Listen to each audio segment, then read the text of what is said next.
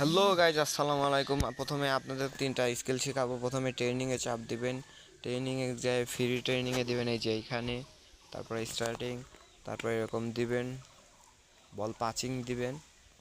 ফার্স্টে এই যে বিট থেকে ছির উপর মানে মাঝখান দিয়ে এরকম দিবেন, এই যে স্কিলটা দিবে। তারপরে আবার এই নিসমিক দিবেন, এই স্কিলটা দিবে। তারপরে সি দিয়ে ওইখানে বল চাপ দিয়ে এখানে ডবল ট্যাপ করবেন, শট দিবে একটা আইকনিক, এই যে দেখছেন শট দিবে আইকনিক।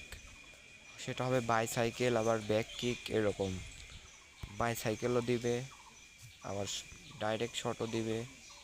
এটা ফুল ওদের কন্ট্রোলে। আপনি যদি বাইসাইকেল দিতে চান তাহলে বলটা একটু জোরে মারতে হবে। এই যে এ দিয়ে ট্যাপ করবেন,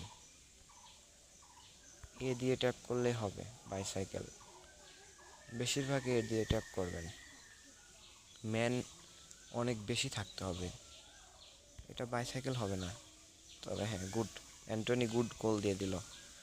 হল্যান্ড তো বল পাসিং খেলতেছে, বারগোলার বল পাস। বারগোলা থেকে নুনো মেন্ডিস তুলছে। অ্যান্টনি অ্যান্টনি অ্যান্টনি থেকে মার্টিনেস, বারগোলা শট, ডেম্বেলে, ও আচ্ছা গোল।